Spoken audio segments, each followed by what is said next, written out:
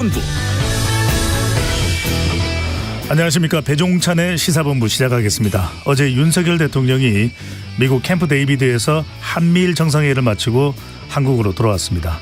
조태용 국가안보실장은 인도 태평양 지역의 지정학을 바꾼 8시간이었다고 표현하기도 했는데요. 국내에서도 다양한 평가들이 이어지고 있습니다. 한편 후쿠시마 오염수 방류 문제에 대해 윤 대통령이 IAEA 국제원자력기구를 신뢰한다는 발언에 오염수 방류가 임박했다는 이야기도 나오고 있습니다. 일석이조에서 박원석 전 의원, 김준일 에디터와 주말사 이슈들 분석과 전망해보겠습니다. 이어서 국제본부에서는 한미일 정상회담과 공동성명에 대한 외신의 평가는 어떠한지, 또 하와이 마우이섬 화재에 이어 캐나다에서도 산불 피해가 급속도로 커지고 있다고 하는데요. 문희정 평론가와 함께 자세히 들여다보겠습니다. 8월 21일 월요일 시사본부 지금 출발합니다.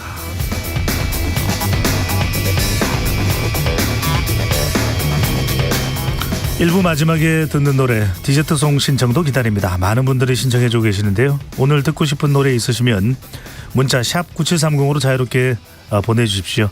짧은 문자 50원, 긴 문자는 100원입니다.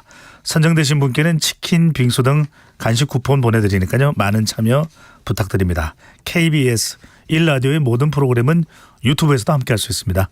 KBS 1라디오 채널 구독과 좋아요, 댓글 많이 부탁드립니다.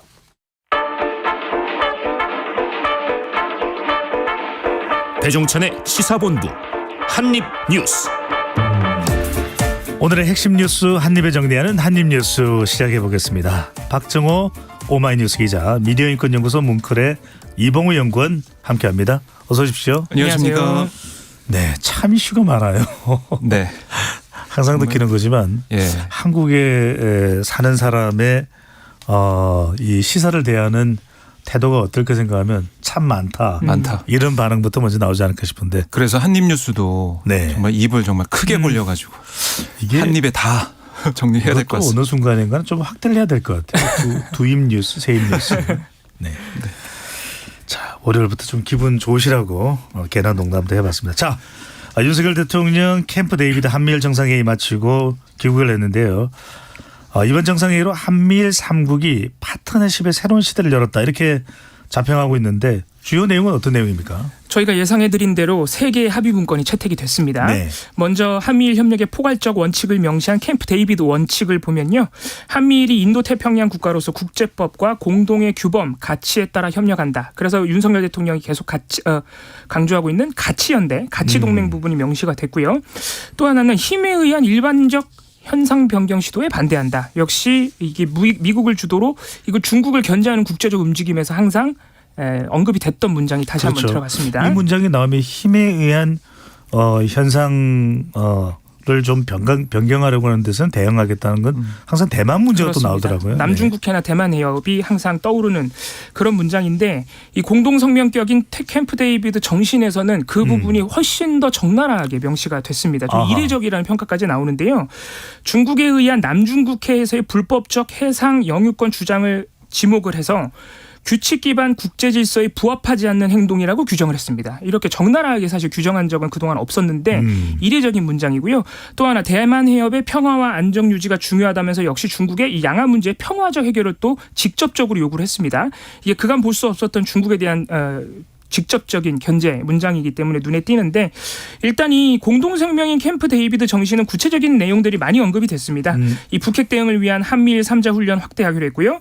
북한의 사이버 위협에 대한 공동 대응, 인권 문제 공동 대응, 그리고 1년에 최소 한 번씩 이 한미일 정상회의를 정례화하기로 했고요.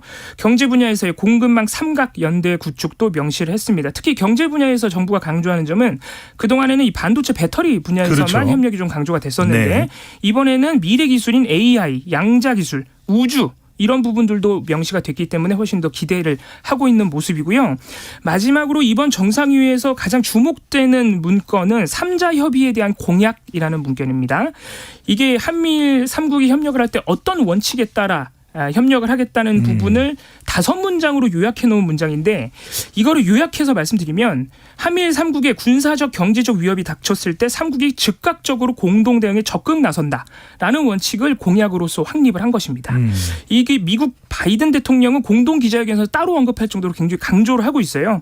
바이든 대통령이 우리는 한미일 3국 어느 하나에 대한 위협에도 상호 대응을 위해 즉각 협조하기로 공약을 했다. 영내에서 어느 때이든 어떤 위기가 발생하든 정보를 공유하고 대응을 조율하는 한 라인을 구축한 것이다 라고 했는데 사실 이게 한국에서는 좀 민감한 부분입니다.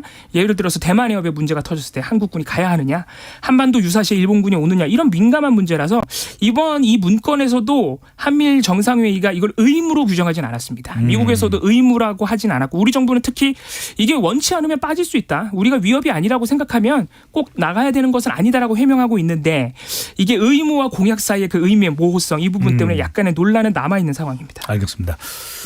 자, 내용을 들어보면 또 중국의 반발이 나올 수밖에 없는데 그러다 보니까 중국과 계속해서 우리가 좀 첨예한 상황이 되는 것이 우리 국익에는 어떠냐라는 이야기도 나오네요. 네, 뭐 중국 입장에서는 당연히 이제 반발을 하고 있는 것이고 또 지금 보면은 이번 회의의 결과에 대해서 여야가 입장도 갈리고 있고 여러 가지 얘기가 나오고 있습니다. 우려하는 쪽에서 어떤 얘기를 좀 하고 있냐면 이번에 중국에 대한 이 문구가 들어가지 않습니까? 직접적으로 중국을 비판한 내용이 들어가면서 우리 정부가 그동안 양안사에 대만과 중국 문제에 있어서 좀 중립적인 모습을 보여왔던 거기서 탈피해서 한미일 이 구도 속에서 그러니까 미국과 일본이 원하는 그림 안에 우리가 확 들어간 게 아니냐. 근데 그렇게 됨으로써 우리가 얻는 게 뭐냐라는 얘기를 하는 것이고요. 오히려 이제 북한의 핵 문제를 해결하기 위해서는 중국과 러시아의 협력이 좀 필요한데 그 지렛대를 아예 잃어버리는 게 아니냐, 이런 부분들. 또 중국이 이 한미일 정상회의에 반발하면서 뭐 군사적인 긴장을 높이고 또 경제적으로 우리한테 또 어떤 보복 행위, 뭐 드러나는 보복은 아니겠지만은 뭐 뒤에서 아니면 은밀하게 보복을 하는 게 아니에요. 우려가 있는 거예요. 그래서 우리 국익은 못 지키고 미국과 일본의 국익에 들러리 선 게 아니냐, 이런 주장이 야권 쪽에서 나오고 있는 것이고요. 반면에 여권에서는 아니 새로운 정말 시대를 연 그런 정말 박수받아야 될, 칭찬받아야 될 정상회의였다라는 얘기가 나오고 있고 그리고 지금 김기현 국민의힘 대표의 말 들어보면 우리가 이제는 룰 메이커가 됐다. 이렇게 하면서 지금 세계의 이런 안보 또 경제 협력에 이바지하면서 우리가 선도국가가 돼가고 있다, 이런 얘기를 국민의힘에서는 하고 있습니다. 네. 보통 외교는 여야 간에 비슷한 목소리를 내기도 한다는데 현 정부에서는 여야 간의 목소리가 완전히 엇갈립니다. 자, 이번 캠프 데이비드 한미일 정상회의에서 후쿠시마 오염수 방류 문제가 공식적으로 거론되지는 않았습니다. 하지만 관련 내용에 대한 언급은 됐습니다. 윤 대통령이 이 공동 기자회견장에서 후쿠시마 오염수와 관련된 발언이 있는데 듣고 오겠습니다.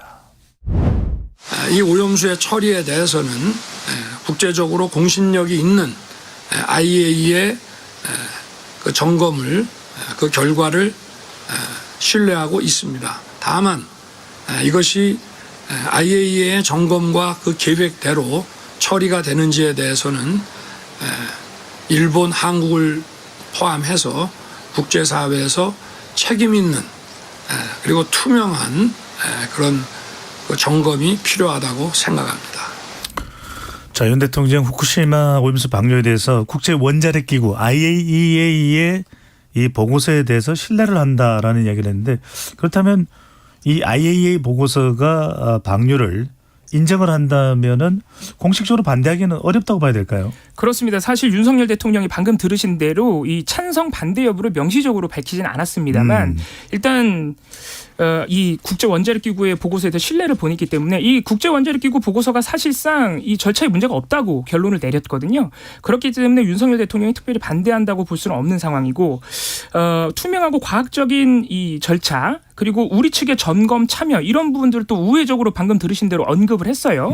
다만 이런 절차가 이제 보장이 된다면 방류를 해도 괜찮다는 의미로도 읽을 수 있기 때문에 지금 민주당에서는 결국에는 또 방류 반대를 표명하지 못했다라고 반대하고 있고, 또 하나 우려되는 점은 윤석열 대통령이 지난달에 기시다 총리를 만나서 우리 측의 요구사항을 전달했습니다.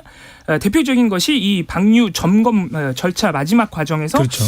그리고 방류 이후의 과정에서도 한국 전문가 정상회의에 참석을 했을 때 기시다 총리와 따로 정상회의를 그렇습니다. 가지고 요구를 했던 것이 한국 전문가의 참여였죠. 그렇습니다. 그게 대표적이기도 하고 한국 측에서 사실 요구한 게 몇 가지가 더 있어요. 이 핵종에 대해서 좀 추가적인 농도 검사를 해서 좀 결과를 보내달라거나 예를 들어서 핵종이 기준치를 넘기면 바로 중단하는 그런 과정도 우리에게 즉각 좀 알려달라. 이런 부분들을 요청한 지 지금 한 달이 훌쩍 지났는데 두 번의 실무 협의를 거치고도 일본 측에서 아직까지 답이 없습니다. 그러니까 이런 부분에서도 과연 지금 일본이 윤석열 대통령이 이번 정상회의에서도 말한 투명한 절차 하고 있는 게 맞느냐 이런 부분들은 약간 걱정으로 남아 있고요. 일단 정상회의에서 정식적인 의제로 오르지는 못했습니다만 미일 정상회담에서는 이 부분이 언급됐다고 합니다. 오염수 방류가. 외신 보도에 따르면 기시다 총리가 이 미국 측에 그러니까 바이든 대통령에게 이 다핵종 제거 설비 처리소에 관한 일본의 대응에 대한 미국 측의 지지와 이해에 감사를 표했다. 그리고 바이든 대통령과 기시다 총리가 알피스 처리소와 관련해서 가짜 정보 확산 방지에 의견을 교환했다. 이런 점을 볼 때는 역시나 바이든 대통령, 그러니까 미국 측에서는 이 오염수 방류에 대해서 사실상 지지를 하고 있다. 이렇게 봐야겠습니다. 미국은 힘을 실어줬다. 자, 이렇게 되면 기시다 일본 총리 이제 미국에서 일본으로 돌아가서 후쿠시마 오염수 방류 결정이 이제 임박했다. 이렇게 볼 수 있을까요? 네. 어제 기시다 총리가 후쿠시마 원전 시찰을 했습니다. 다핵종 제거 설비 알프스 같은 그러니까 원전 이 시설을 돌아보고 이렇게 시찰한 게 이번이 처음이거든요. 그러니까 방류전 최종적 행보 아니냐 이렇게 볼 수가 있고요. 뭐 오늘도 전국 어업협동조합 연합회 그러니까 그동안 계속해서 이 방류를 반대해왔던 어업인들을 만난다는 거예요. 결국 어제 현장을 보고 오늘 어업인들을 만나면서 마지막 설득 작업을 하고 있다 이렇게 해석을 할 수가 있겠고 내일 이 강요회의가 열립니다. 그래서 빠르면 내일 이 방류 시점을 결정할 수도 있다 이런 얘기가 나오고 있어요. 그런데 이제 8월 말 그러니까 당장 뭐 다음 주가 8월 말입니다. 그러니까 이번 달 중에 방류 시작할 거다 이런 분석이 힘을 얻고 있는데 왜냐하면 다음 주부터는 후쿠시마현 쪽에 이 계속해서 시작되는 저인망업이 어업이 시작이 돼요. 네. 그렇기 때문에 그때가 되면은 더 늦출 수가 없다. 더 방류 시점을 잡기가 어렵다. 이런 얘기가 나오고 있어서 이번 달에는 마무리 지을 거다. 이런 일본 언론들의 분석이 나오고 있는데 그러니까 이번 한미일 정상회의도 그렇고 지금 계속해서 흘러가는 것은 우리가 얻을 수 있는 거, 그러니까 우리가 요구할 수 있는 거 이렇게 좀 많은데 이거는 왜 하나도 관철되지 않고 결국 미국과 일본에 끌려다니느냐 이런 비판. 이것도 오염수 문제에 있어서도 이런 비판이 나올 것 같습니다. 요구사항을 좀 더 관철해 나가는 것을 좀 더 적극적으로 주장하는 것도 필요한 전략일 수도 있다. 그렇습니다. 이렇게 볼 수가 있는 거죠. 네. 자, 잼버리 이야기는 끝나지 않고 있습니다. 김현숙 여성가족부 장관이 새만금 잼버리 야영지에서 야영하지 않았던 사실이 알려지면서 또 논란이 되고 있네요. 여가부가 신변 위협이 있었다 이렇게 또 해명을 하고 나섰는데 자세한 내용은 어떤 내용입니까? 그렇습니다. 사실 8월 2일 개영식부터 조금 여러 가지 부실한 준비 상황들이 파행 조짐까지 이어지면서 그때 당시에 이제 대통령 지시 그리고 한도수 총리 지시하에 이 김영숙 장관과 이상민 장관은 바로 이 현장에 가서 현장에 주재하면서 이제 관리를 해라 이렇게 지시한 바가 있었는데 그때 이 김영숙 여가부 장관이 이 수경을 함께하지 않고 거기 있는 야영지에 있는 유일한 이 글로벌 센터라는 빌딩에서 이제 머문 것이 알려지면서 사실 논란이 됐었습니다. 그런데 이 논란이 나온 지 사실 한참 지났는데 조금 뒤늦게 이제 오늘에서야 여성가족부가 보도 자료를 내고 해명을 한 거예요. 관련 내용이 알려지기는 알려졌던 그렇습니다. 내용이잖아요. 사실 좀 오래전에 알려졌습니다. 그때 논란 당시에 이미 잼버리가 진행되고 있을 때도 좀 보도가 나온 바가 있죠. 오늘 이 여성가족부 해명을 들어보면요. 당시 김현숙 장관은 수경을 검토하긴 했는데 신변을 위협하는 협박으로 경찰 보호를 받는 상황이었기 때문에 숙박을 하게 되면 위험 요소가 더 커질 수 있어서 숙박을 하지 않았다. 이렇게 밝혔습니다. 실제로 잠깐만요. 신변 위협을 받았다는 내용은 누구로부터의 위협을 얘기하는 거예요? 그 부분이 중요한데요. 네. 이 SNS상에 8월 4일에 이 김현숙 장관에 대한 신변 위협 글이 실제로 올라와서 전북경찰청이 4일부터 8일까지 신변 보호를 했다. 이것은 전북경찰청에서도 확인을 한 바입니다. 그렇기 때문에 물론 이 신변 안전을 위해서 조치가 필요했던 것은 확실해 보여요. 근데 여성가족부의 발표 오늘 내용을 또 보면 1일부터 8일까지 내내 잼버리 현장에 머물면서 관련 사항들, 불편 사항들을 챙겼다고 했는데, 그러니까 4일부터 이제 신변 보호가 필요해서 이동을 했다는 것은 이해가 가지만 이제 4일 이전에 과연 김현숙 장관이 제대로 대처를 한 게 맞느냐, 이런 부분에서 사실 수경을 했는지 여부도 조금 걸려 있는 것이거든요. 그리고 또 하나, 만약에 신변 위협이 있었다 그래도 그 4만여 명이 모여 있는 야영제 이 잼버리 대원들, 잼버리 대원들이 수경하는 데는 그럼 안전하지 않았다는 의미냐? 만약 장관이 다른 곳으로 이동했어야 했다면, 이런 부분들도 조금 논란이 남아 있어서 이 여성가족부의 추가적인 해명과 이 신변 위협글에 대한 현재 수사가 진행 중이라 그러는데, 그러니까요. 이런 부분에 대해서도 추가적인 정보를 좀 기다려봐야 될 것 같습니다. 그럼 그 신변 위협이 누구로부터 뭐 때문인지는 지금 아직까지 밝혀지지는 않은 거예요. 그렇습니다. SNS상에 그 위협글을 쓴 사람은 전북 경찰청이 아직 수사 중에 있습니다. 네, 알겠습니다. 자, 잼버리 참가자들 아직까지도 귀국하지 않은 스카우트 대원들이 네. 있더라고요. 제가 주말에도 길을 왔다 갔다 하니까 스카우트 대원복을 입고서 다니는 또 외국인 스카우트 대원들을 이렇게 보게 됐는데, 네. 전국 8개 시도에서 이제 이 참가자들을 이 개별로 이제 수용하지 않았습니까? 네. 이때 쓴 비용들은 예산에서 어떻게 처리가 됩니까?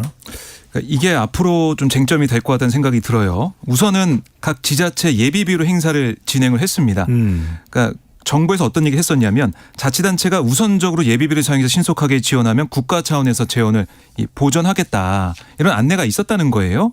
뭐 숙식비, 체험활동비, 여기다 뭐 생필품, 의료비, 이 전액을 실비로 돌려받을 수 있다라는 게 지금 계획인데, 통상적으로 보면은 하루 식비 5만 원 이내, 뭐 숙박비 7만 원대, 체험비, 교통비 다 더해 본다면은 비용이 한 200억을 넘을 것이다, 이런 얘기가 나오고 있습니다.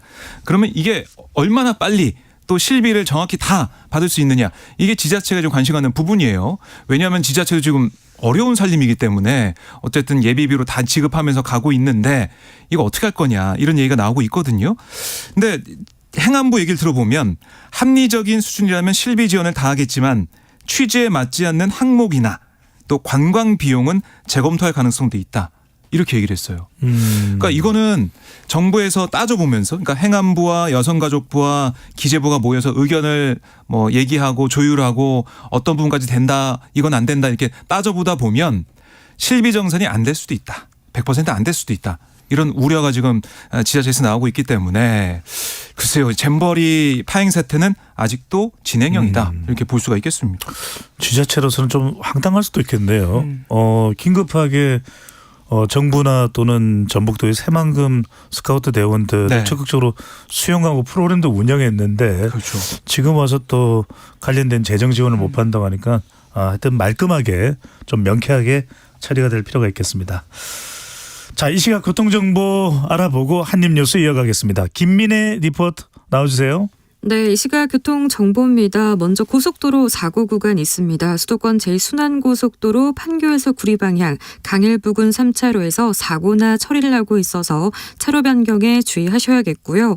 영동고속도로 강릉 쪽은 서창 분기점에서 월곡 분기점 사이로 주춤하고 반월 터널에서 동군포 사이로도 막힙니다.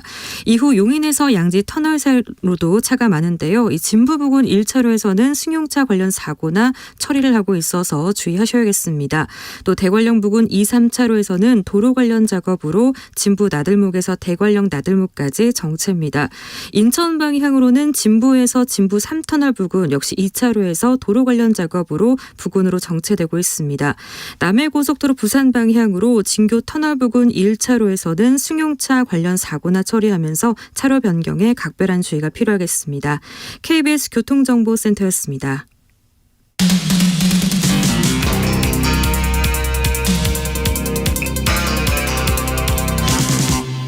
배종찬의 시사본부. 박정호 기자, 이봉우 연구원과 함께 한입뉴스 이어가겠습니다. 자, 이번엔 해병대로 가봅니다. 참 해병대도 안 끝나네요. 고 최상병 사망 사건을 수사하는 과정에서 미선 외압이 있었다고 폭로한 박정훈 전 해병대 수사단장이 일각에서 그런 이야기를 했어요. 방송에도 나오고 하는 거 보니까 혹시라도 정계에 진출할 마음이 있는 거 아니냐, 이렇게 물어봤는데 전혀 그럴 생각이 없다, 이렇게 선을 그었네요. 네, 뭐 이게 뭐 처음에 국민의힘 쪽에서 이 박대령, 그러니까 박 전 단장이 항명 혐의로 입건된 다음에 국방부 검찰단 조사를 거부했잖아요. 그래서 군검찰 수사심의가 이제 구성이 되는 단계인데 이 모습을 보니까 정치인의 행동 아니냐 이런 비판이 여권에서 나왔어요. 이렇게까지 뭐 치열하게 맞붙지 않아도 될 텐데 또는 네. 방송에는 나가지 않아도 될 텐데 조금 그렇습니다. 더 조용히 해도 될 텐데 그렇지 않으니까 그걸 정치적으로 봤군요. 네, 뭐 특히 이제 민주당에서도 TF를 꾸리고 이 사안을 강하게 대응하고 있는 모습입니다. 오늘 또 오후에 국방위가 열리는데 거기서도 여야 위원들이 맞붙을 것 같은데요. 이러다 보니까 민주당의 어떤 지원을 받는 게 박 전 단장이 정치적인 목적이 있었던 게 아니냐, 또 정계에 진출한 게 아니냐 이런 얘기가 나왔던 거예요. 그랬더니 박 대령이 어제 입장문을 냈습니다. 뭐라고 썼냐면 저는 시작도 그러했고 지금도 앞으로도 군인이다. 정치, 여야, 정무적 판단은 잘 모른다. 그리고 앞으로 알고 싶지도 않다. 이렇게 얘기를 했습니다. 그러니까 최상병의 죽음을 둘러싼 의혹과 추측이 난무하지만 한 가지 확실한 거 이번 사건과 관련해 저는 어떠한 정치적 성향과 의도와도 무관하다. 저는 충성, 정의, 의리밖에 모르는 바보 군인일 뿐이다. 이렇게 강조했어요. 결국 이 사안이 어떤 정쟁의 소지로 흘러가가지고 본질인 최상병 사망 사건에 대한 진상 규명과 수사가 이 본질인데 본질과 다르게 정쟁으로 흘러간다는 그런 낌새가 드니까 박 전 단장이 아마 이렇게 입장을 내면서 정치적 그런 의도가 없다 다시 한번 강조한 게 아닌가 이런 생각이 들고요. 네. 어쨌든 이 본질을 어떻게 따라가고 최상병 유족들의 안타까운 그 마음을 응어리를 어떻게 풀어줄 것인지 재방지 대책을 어떻게 만들 것인지 여기에 좀 집중했으면 좋겠습니다. 네. 여기도 이제 상당한 복잡한 사안들이 얽혀 있는데 국방부 조사본부가 사건 재검토 결과를 내놨군요. 이 내용이 어떤지도 상당히 궁금해집니다. 그렇습니다. 박정훈 대령을 항명 혐의로 수사를 하면서 사건을 국방부 조사본부가 가져왔습니다. 그래서 해병대 수사단이 처음에 조사했던 이 박정훈 대령이 처음에 조사했던 내용을 지금 의혹이 나온 대로 윗선들을 빼는 방식으로 임성근 1사단장을 포함해서 이 윗선의 책임을 빼는 방식으로 과연 국방부가 결론을 내리느냐 이 부분이 사실 이 윗선 개입 의혹에 좀 쟁점이 크게 될 것으로 보였는데 네. 오늘 이 국방부 조사본부의 재검토 결과를 보면 처음에 해병대 수사단이 과실치사 혐의로 기재했던 8명 중에 6명이 제외가 됐습니다. 특히 임성근 1사단장과 박상현 7여단장 등 고위급 4명에 대해서는 혐의가 모두 빠졌고요. 사실관계만 적시해서 경찰에 송부하기로 했습니다. 배거 제외가 됐네요. 그렇습니다. 이 국방부 조사본부가 왜 이 임성근 1사단장 등 이 고위급의 혐의를 뺐는지의 이유를 들어보면 일부 진술이 상반되는 정황도 있는 등 현재의 기록만으로는 범죄 혐의가 특정되기 어렵다고 판단을 했다고 합니다. 그리고 이 4명 말고 하급 간부 2명도 이 혐의에서 아예 제외를 하기로 했습니다. 이 하급 간부 2명 같은 경우에는 당시 고인과 같은 조에 편성된 게 아닌데 이 하급 간부 2명이 임의로 함께 수색 작전에 들어간 것으로 보이기 때문에 이 지휘 책임이 없는 것으로 보인다면서 혐의에서 제외를 했고요. 단 대대장 2명은 이 과실치사 혐의, 그러니까 원래 혐의가 있는 그대로 기재를 해서 이첩을 하기로 했습니다.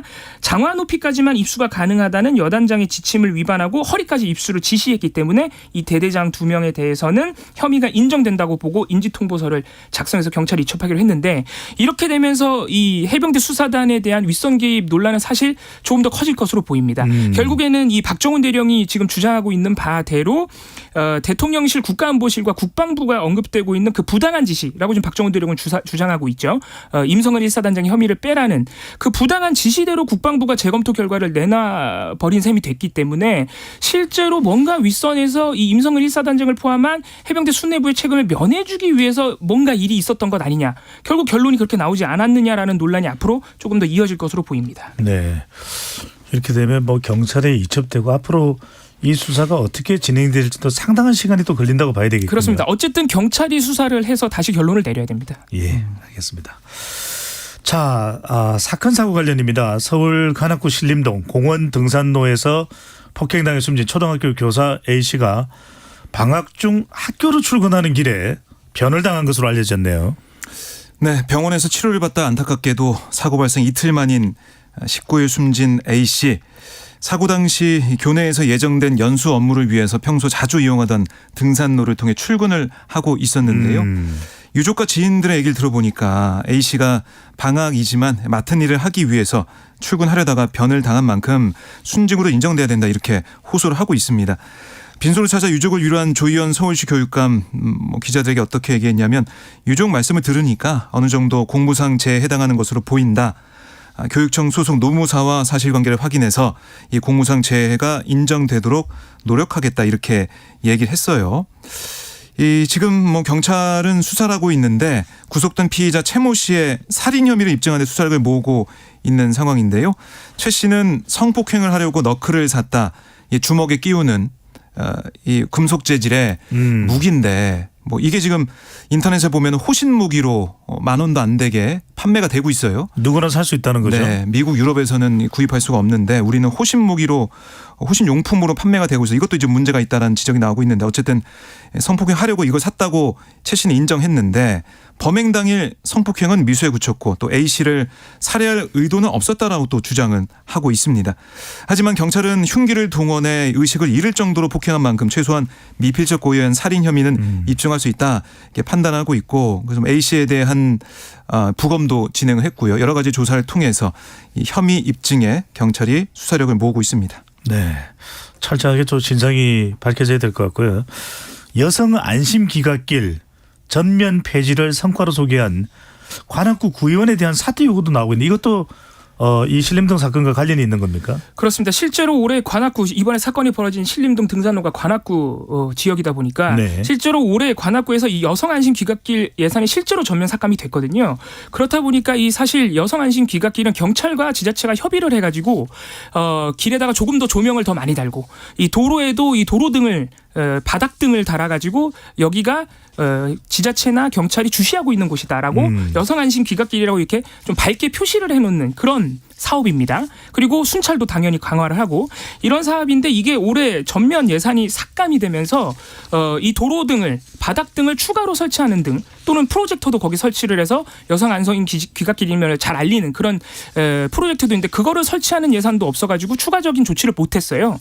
그렇다 보니까 꼭 지금 직접적인 인과관계는 아니지만 이러한 예산 폐지가 이번 사건과 또 관련이 있는 것 아니냐 이런 지금 우려가 나오고 있는 상황인데 아니, 납득이 안 가네요. 여성 안심 귀갓길 같으면 예산을 더 확대하고 전국적으로 구석구석 더 이 제도를 도입해야 되는 거 아닙니까? 그렇습니다. 사실 그 부분 때문에 지금 관악구 의회의 국민의힘 그 의원인 최인호 의원이 강력하게 좀 비판을 받고 있어요. 이 구의원 최인호 구의원이 작년 12월에 자신이 이 여성 안심 귀갓길 사업 전면 예산을 삭감했다고 자신의 의정활동 성과로서 홍보를 했거든요. 그런데 삭감 이유는 뭡니까? 이게 여성 안심 귀갓길이라면 여성만 보호받는 것 아니냐. 남성은 보호로부터 지금 배제돼 있다는 이제 근거로 해서 자신이 예산을 삭감했다고 주장하는 바람에 사실 이게 이름에 여성이 붙어 있다 뿐이지 이 여성 안심 귀갓길로 지정된 도로에 여성만 다니는 건 아닙니다. 이게 당연한 얘기지만 당연히 남성도 지나다니고 아이들도 지나다니기 때문에 저도 많이 불안해요. 그렇습니다. 예, 전반적으로 이게 시민 안전이 보장되는 것인데 이 일부 정치인들이 이 시민 안전의 문제를 너무 젠더로 갈라치기 해서 갈등을 부추겨서 결국에는 안전이 더 떨어지는 것 아니냐 이런 지금 우려도 나오고 있습니다. 네. 그러니까 이게 어떻게 보면은 특정 집단에 대한 반감, 배제 이런 걸 좀 부추기면서 보편적인 안전망을 없애는 또 어떻게 보면 혐오에 기반한 정치가 아니야 이런 비판도 일각에서 나오고 있거든요. 그래서 우리가 여성 이 글자가 붙어 있다거나 이런 걸로 인해서 뭔가 배제하거나 빼버리거나 여기에 대해서 다시 한번 생각해 볼 수 있는 게 아니냐 이런 얘기가 이번 사건을 또 계기로 나오고 있는 것 같습니다. 네.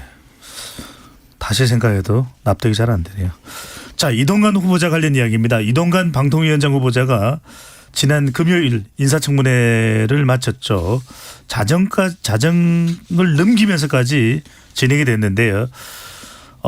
이미 이제 방송사고로 YTN에 3억 원 손해배상 청구 소송을 제기했는데 추가로 5억 원 손해배상 청구를 제기했다고 하는데 어떤 내용입니까? 네, 이게 이동관 후보자 배우자 관련된 내용이에요. 그러니까 이 지난 18일 YTN이 추가로 내놓은 이 배우자 인사청탁 의혹 보도 때문에 5억 원의 손해배상 형사고소 이 얘기를 한 건데요. 다시 한번 이 사건 설명해 드리면 2010년 이동관 후보자를 통해 인사청탁을 하기 위해서 한 불교 종단 신도회장 A 씨가 청탁 대상자의 이력서와 돈 2천만 원을 이 후보자 부인에게 전달한 그런 의혹입니다. 이 후보자는 이 쇼핑백에 든 게 돈이라는 건 알고 바로 돌려줬고 청와대 민정수석실에 신고까지 했다라고 해명을 했죠. 그런데 YTN이 어떻게 또 보도를 했냐면 돈을 전달한 A 씨가 직접 사실관계를 설명하면서 이 후보자 부인은 돈이란 걸 모르고 받은 게 맞다. 하지만 돈을 돌려준 건 바로 돌려받은 게 아니라 한참 뒤에 받았다. 쇼핑백도 큰 거로 갔다가 자그마한 걸로 왔다. 이렇게 얘기한 내용이 보도가 된 거예요. 그러니까 YTN 취재 결과 돈을 돌려받은 시점이 이 돈을 준 그때부터 약 2개월 뒤, 그러니까 2010년 3월 중순인데 인사청탁이 시도됐던 G20 홍보기획단장 자리에 다른 사람이 임명되면서 인사청탁이 실패한 이후다라고 보도를 했습니다. 그러니까 돈을 돌려준 시점 자체에 네. 차이가 있는 거네요. 그렇습니다. 차이가 있습니다. 이거 그러니까 인사청탁을 이 후보자 측이 성사시켰으면 돈을 돌려주지 않을 수도 있다라는 걸 좀 암시한 게 아니냐 뭐 이렇게 보도가 해석이 되고 있어요. 그러자 이동관 후보가 이제 이 입장문을 내고 사실이 아니다. 아니 YTN의 후보자의 입장문과 함께 인사청탁 당사자가 이 사건으로 유죄 판결을 받은 판결문에도 돈을 즉시 돌려줬다는 내용이 포함됐다는 사실도 확인해 보도할 것을 여러 차례 요청을 했는데 YTN이 악의적으로 보도를 했다. 판결문 사실 알고 있으면서도 악의적으로 한 거다라고 얘기를 했고요. 또 하나 어떤 얘기도 했냐면 언론의 본령을 이탈한 사회적 흉기를 자처했다. 특정 진영의 사주 여부 및 정원 유착 가능성에 대해서도 함께 수사를 요청할 계획이다라고 얘기를 했습니다. 네. 그러니까 이 방송 보도 뒤에는 뭐 야권에 어떤 사주가 있는 게 아니냐 이런 의심도 가지고 있다는 거예요. 이 사안 너무 지켜봐야 될 것 같습니다. 네. 자, 이번에는 우리 응답 청취자분들께 알려드려야 될 사항인데요. 오늘부터 3박 4일간 국가 비상사태에 대비한 범정부 훈련인 을지연습이 전국에서 실시됩니다. 연계해서 오늘 오후 2시에 민방위 훈련도 예정되어 있는 거죠? 오늘 오후 2시는 아니고요. 오늘이 아닙니까? 서울시 전역에서 23일 오후 2시에 예정이 돼 있습니다. 네, 다시 한 번 더 말씀드리면 23일 서울 전역 오후 2시입니다. 그렇습니다. 공습 상황을 대비해서 민방위 훈련을 을지 훈련과 함께 연계해서 실시를 하고요. 20분간 이루어집니다. 오후 2시에 서울 전역에 공습 경보 사이렌이 울리면 시민들은 신속하게 민방위 대피소로 이동하셔야 되고요. 운행 중인 차는 즉시 갓길에 정차한 후 국민 행동 요령 등 라디오 실황 방송을 들으면서 기다리셔야 됩니다. 그리고 2시 15분에 경계 경보가 다시 한번 발령이 되는데 이때 정차 중인 차는 경계 태세를 유지하면서 어느 정도 통행을 할 수 있습니다. 시민도 경계 태세를 유지하면서 이동이 가능하고요. 2시 20분에 경보 해제가 발령되면 정상적인 일상 활동으로 복귀하시면 됩니다. 다만 이 훈련 중에도 대중교통은 정상적으로 운영이 됩니다. 네. 여러분들 잘 23일 오후 2시 민방위 훈련도 미리 좀 염두에 두시면 좋겠습니다. 박정호 오마이뉴스 기자, 이봉우 미디어인권연구소 뭉클 연구원과 함께했습니다. 잘 들었습니다. 고맙습니다. 감사합니다. 자, 장안의 화제 오늘의 디저트송입니다. 5597님께서 날마다 넘치는 뉴스 힘들어요. 행복한 뉴스가 넘치는 좋은 날이 올까요? 어떤 노래 신청하실지 감지되네요. 아이유의 좋은 날 신청해 주셨습니다. 제가 너무 좋은 티 내면 안 되겠네요. 모바일 치킨 쿠폰 보내드리고 저는 아이유의 좋은 날 듣고 2부로 돌아오겠습니다.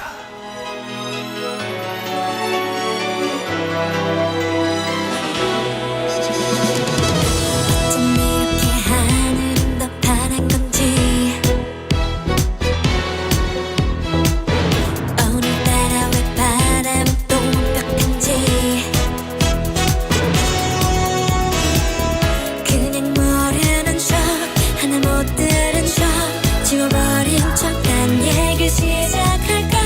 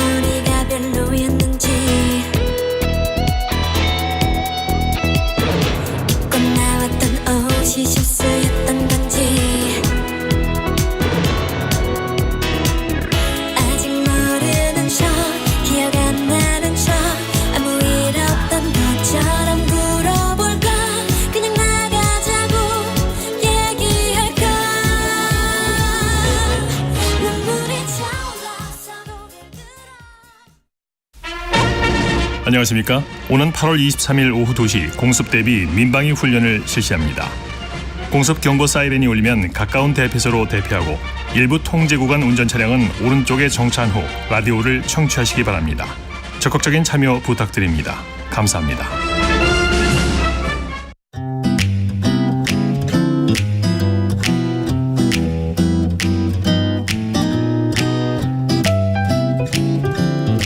안녕하세요.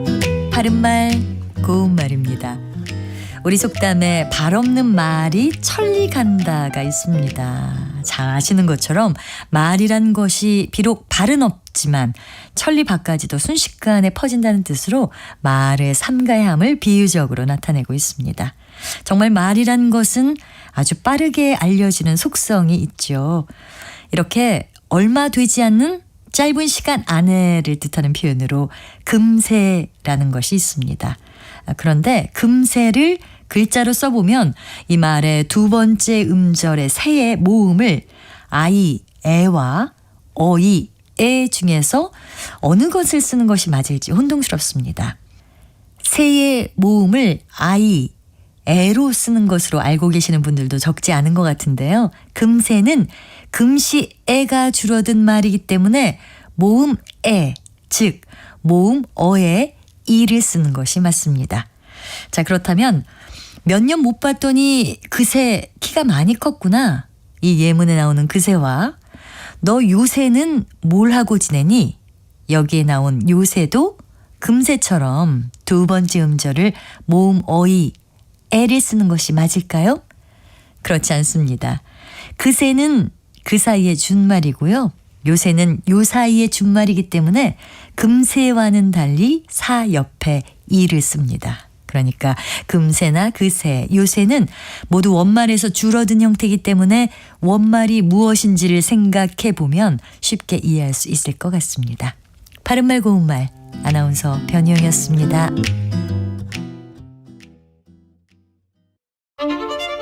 토론은 치열해도 판단은 냉정하게. 복잡한 세상을 바꾸는 첫걸음은 의외로 단순할지도 모릅니다. 평일 저녁 7시 20분 당신을 바꾸는 질문.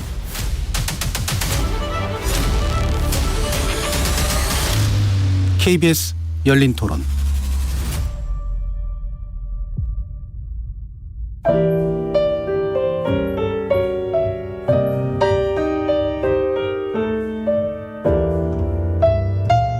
내일의 품격, 김성환의 시사야에서 챙겨가세요. 하루를 마무리하는 시간 꺼내보는 당신의 지식 창고. KBS 일라디오 김성환의 시사야. 평일 밤 10시 5분 여러분을 찾아갑니다.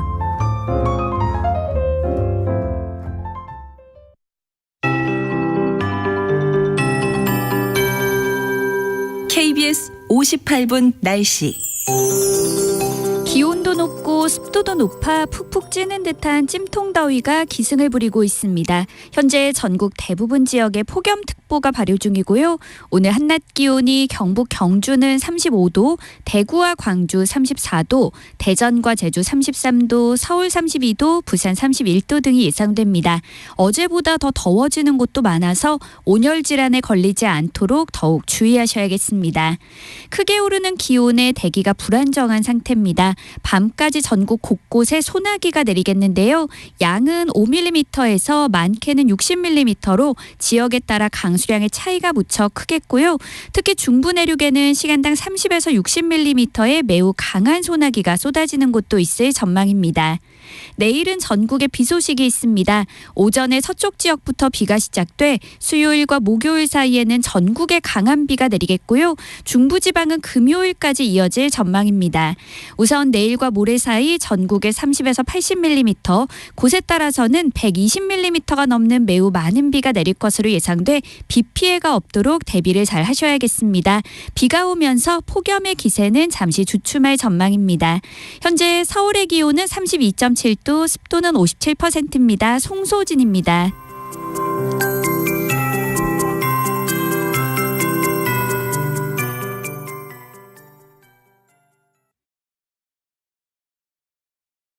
정성을 다하는 국민의 방송 KBS가 한시를 알려드립니다.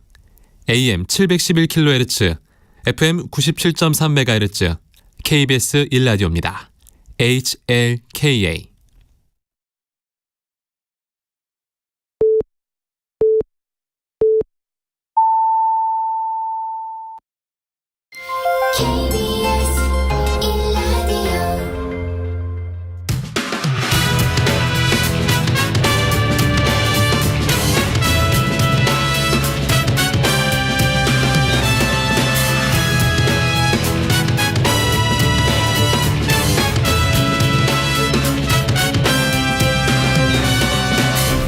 KBS 1라디오 배종찬의 시사본부.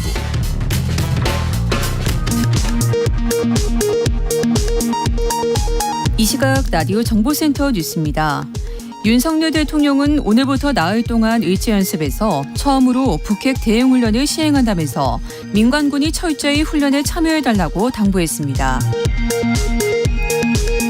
국민의힘 김기현 대표는 한미일 정상회의 결과에 대해 안보 경제 협력이 새로운 역사를 쓰고 있다고 평가한 반면 더불어민주당 이재명 대표는 이번 회담에서 역사 왜곡, 오염수 방류 등 당면 문제를 패싱당했다고 비판했습니다.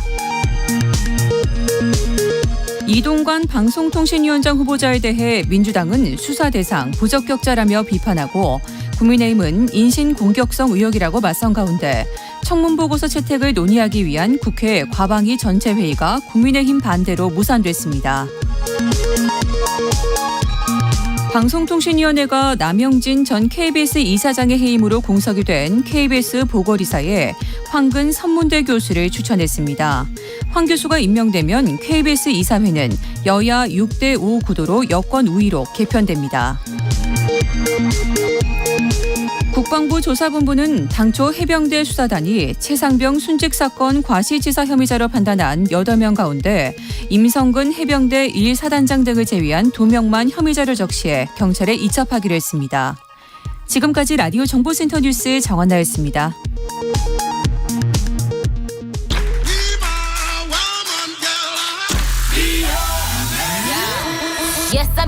인터넷에서 화제가 된 뉴스를 다뤄보는 스트릿 뉴스 파이터 시간입니다. 조현정 시사평론가 함께합니다. 어서 오십시오. 네, 안녕하세요. 조현정 평론가는 네. 학교 다닐 때 왜 특별히 특출나게 머리가 좋은 친구들 있잖아요. 예. 네, 수학 문제 풀어도 다른 사람들 못 푸는 건 풀어내고. 예. 그런 친구들이 학교 다닐 때는 마음이 어떨까요? 내가 최고야. 돼본 적이 없어서 그 마음을 제가 어떻게 알겠어요. 예. 네, 그 마음을 알기 힘들겠죠. 네. 자, 오늘 그 이야기를 좀 해보려고 합니다. 예. 만 10살에 서울과학고등학교에 입학했던 백강현 군. 네. 아는 분들은 아실 겁니다. 텔레비전 프로그램에서 영재소년으로 소개되게 됐었는데 최근 서울과학고등학교를 자퇴했다. 그런데 네. 학폭 주장이 나오네요. 네. 이 백광현 군이 말씀하신 대로 그 영재발굴단이라는 프로그램에 출연을 하면서 그때 굉장히 주목을 받았고 네. 인기도 끌었고 그래서 많은 분들이 알고 계세요. 그래서 만 10살에 서울과학고에 입학을 하면서도 또 큰 화제를 모았었고 그랬는데 이번에 자퇴 소식이 들려왔습니다. 본인은 이제 밝히기로는 아버지에게 학교 그만두겠다고 했더니 흔쾌히 허락을 해주셨고 그럼 이제 좋아하는 작곡도 하고 보드게임도 만들고 수능 준비를 열심히 하겠다라고 밝혔습니다. 근데 여기까지는 사람들이 깜짝 놀라면서도 하고 싶은 게 있나 보다. 그 응원을 하는 분위기였어요. 그러다가 하루 만에 분위기가 완전히 뒤집힌 겁니다. 이 강현 군의 아버지가 한 동영상을 게시를 했는데 강현 군과 관련해서 치가 떨리는 협박 메일을 받았다면서 본인이 받은 이메일을 공개한 겁니다. 이 이메일이 어떤 거냐면 다른 네. 학부모가 보낸 거예요. 강현맘 서울과학고 선배맘입니다. 사회에서 천재인 줄 아는데 엄마도 천재인 줄 생각하는 것 같다. 우리 아이도 17개월 때 알파벳 다 알았고 4살에 사칙연산 스스로 다 할 줄 알았다. 문제 푸는 기계가 되기 싫어서 자퇴했다고 말을 하는데 학교 학생들의 이미지 떨어뜨리는 일은 하지 말아야 된다. 대략적으로 이런 내용입니다. 네. 이에 강현군 아버지는 이제 여기서 시험도 안 보고 입학을 했다 이런 얘기가 있어가지고 거기에 반박을 하면서 강연희도 똑같이 시험을 치렀고 성적 순으로 7명 안에 포함돼서 합격했다라고 반박을 했고요. 지금은 이 해당 이메일을 보냈다고 하는 학부모는 다른 사람들에게 전해들은 이야기를 그대로 믿고 큰 상처를 드렸다면서 사과를 한 상태입니다. 그러니까 어쨌든 이제 자퇴 소식으로 파장이 일고 있는 가운데 강영군 아버지가 또 다른 주장을 한 건 강연희가 공부를 따라가지 못해서가 아니라 경찰 고발 직전까지 이르렀던 심각한 학교 폭력 때문에 그만두게 된 것이다.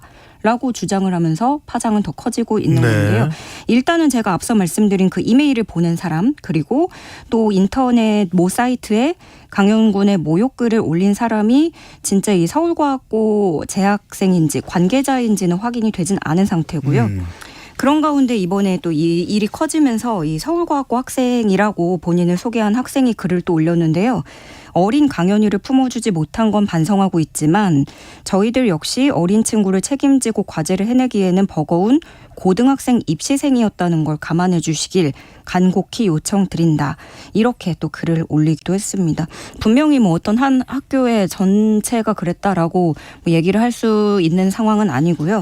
근데 이 사건이 커진 건 이렇게 많이 알려졌던 영재라고 알려진 학생이 한 학기만에 이제 자퇴를 결심을 했고 그럼 왜? 라는 의아한 시선 거기에 또 관심이 증폭이 된 건데 이제 특히 우리 사회에서 이 영재들을 어떻게 지키고 길러내야 하는지 이 부분에 대한 생각을 좀 해봐야 될 것 같아요. 그 강영군 아버지는 이렇게 말을 했습니다. 버티지 못하면 나가라 라는 식의 학교 시스템만 강조하면 애초에 왜 10살 아이를 선발을 했나. 이렇게 대책 없이 버리면 한 아이의 장래는 어떡하냐 묻고 싶다. 이렇게 호소하기도 했습니다. 네. 사실 영재라 하면은 뭔가 우리가 다른 학생보다 우수하다는 것보다는 이제 국가 사회 발전에 더 큰 기여를 해줄 수 있는 동량이라는 표현을 많이 썼는데 참 그런 또 순수한 취지대로 성장하지 못하는 어려움이 있네요. 참 이런 마음을 저하고 또 조현정 평론가가 알긴 또 쉽지가 않네요. 예. 네. 지켜야죠. 예. 자, 이순신 장군을 기리는 명랑 대첩 축제가 다음 달로 예정돼 있습니다. 축제 게스트로 우리 청취자분들도 많이 들어본 이름일 겁니다. 개그맨 김경욱 누구지? 근데 단학가 이러면은 많은 분들이 알 수 있으실 것 같은데 섭외가 됐다가 여론의 문매를 맞고 철회가 됐네요. 네, 많은 분들이 알고 계시겠지만 개그맨 김경욱 씨가 어떤 부캐라고 하죠. 요즘에 캐릭터를 본인의 개그 캐릭터를 만든 거예요. 근데 이게 일본인인 설정인 거고 그렇게 나는 뭐 깊은 생각을 하고 있으문이다. 이런 네, 그런 식으로 말투를 쓰고 하는 건데 이 명량대첩 축제에 단학가가 출연하는 그런 섭외 홍보가 나와서 이게 과연 행사 취지에 맞냐? 라는 논란이 인 겁니다. 특히 이 추진위가 포스터에 명량 축하쇼에서 함께 즐길 준비 되어 있음으니까 하면서 일본어 발음을 또 차용을 해서 이것도 논란이 됐는데요.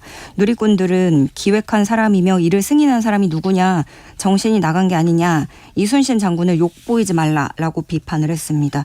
그리고 이 지역에 거주한다는 누리꾼들도 군민들을 부끄럽게 하지 말아라 이렇게 또 쏘아붙이기도 했는데요. 선뜻 또 받아들이기가 쉽지는 또 않을 것 같기도 해요. 네, 이것도 근데 또 의견이 갈리는 게 한편에서는 이 다나카 캐릭터가 그동안 그 개그로 이순신 장군을 두려워하는 모습 같은 걸 연출을 했거든요. 그래서 여기 기획하는 쪽에서는 그런 쪽으로 좀 생각을 한 것 같아요. 그래서 별다른 문제가 되지 않는 거 아니냐.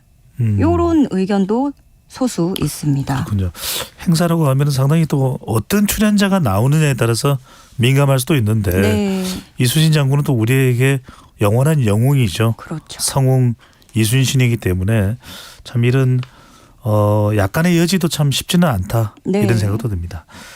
자, 최근에 인기를 끌고 있는 길거리 간식거리 중에 하나가 탕후루. 이게 아마 탕후루라는 간식이 어떤 건지는 이제 조금 우리 조평론가께서 좀 설명을 해 주시면 좋을 것 같은데 신선한 과일 꼬치에 설탕 시럽을 입힌 간식이라고 하는데 탕후루가 유행하면서 노탕후루 존도 생겼다고요. 예, 안 드셔보셨군요. 예. 이게 안 쉽게도 제가 웬만한 건 다 먹는데 네. 요즘에 굉장히 선풍적인 인기를 끄는 길거리 간식입니다. 원래는 중국 전통 과자인데요. 그러니까 이게 원래 산사나무 열매에 긴 나무 막대를 꽂아서 시럽을 발라서 예전부터 뭐 그렇게 먹었다. 뭐 북송시대 뭐 황귀비가 병에 걸렸는데 약재도 안 듣다가 이걸 먹었다. 뭐 요런 전설이 있고 그러면서 중국에서 이제 길거리 간식으로 유명한 대표 음식이 됐는데 요즘에 이게 우리나라에서 상당히 인기를 끌고 있어요. 그래서 젊은 층에서는 이 탕후루 직접 만들어 보기라든가 뭐 인증샷 요런 거 굉장히 인기를 끌고 있고 그래서 틱톡에서 탕후루 해시태그 조회수가 6억 3,220만 회를 넘어섰고요. 네, 6억이 넘는다고요? 네. 그리고 인기를 끌다 보니까 왜 우리나라도 그런 거 있잖아요. 인기 끌면 뭐 대왕 카스테라든가 이런 거 마구 생기잖아요. 이제는 탕후루 프랜차이즈가 지난 2월에만 해도 50여 개였는데 점포 수가 지난달에 300여 개로 네. 6배나 급증하기도 했습니다. 그 정도로 인기가 많아요. 그런데 제가 알았으면 엄청 먹었을 텐데. 네. 근데 이제 문제는 쓰레기입니다. 그러니까 항상 뭐 길거리 음식이라는 게 먹고 나면 껍질도 생기고 쓰레기가 생기는 건 문제긴 한데 요 탕후루 쓰레기는 비위생적이기도 하지만 위험해요. 아, 꼬치니까. 네, 꼬치가 일단 길어요. 뾰족한 막대잖아요. 네, 길고 뾰족하다 보니까 거기에 또 시럽이 덕지덕지 묻어 있어서 이제 뭐 다른 매장에까지 들고 오시는 분들 때문에 바닥이 찐득해져서 시럽이 뚝뚝 떨어져 있다. 같은 건물에 탕후루집 하나 생겼는데 제대로 치우지 않는 분들 때문에 너무 스트레스다. 이렇게 같은 자영업자들 사이에서도 갈등이 또 일고 있고요. 그러다 보니까 노 탕후루존 가게들이 생겨나고 있는 겁니다. 아, 그러니까 우리 가게에 들어올 때는 탕후루 들고 들어오시면 안 됩니다. 이거네요. 네. 특히나 이제 이 탕후루 가게가 원래 이 정도로 전국에서 유행하기 전에 많았던 데가 이걸 찾아볼 수 있었던 데가 인천의 차이나타운이거든요. 거기는 10년 전에도 이 탕후루가 있었고 그러다 보니까 지금도 여기에 많은데 점점 여기서부터 이 탕후루 들고 오면 입장 못한다. 노 탕후루 존이 늘어나고 있는 겁니다. 그리고 인터넷에는 이런 사진들도 있어요. 탕후루가 만들어낸 현대 미술이라고 해서 이게 이름은 멋있는데 어떤 거냐면 꼬치를 벽 사이사이에 꽂아놓고 화단에다 이렇게 막 꽂아놔서 네. 예, 그렇게 모양이 만들어진 그걸 풍자하는 그런 글들도 올라와 있습니다.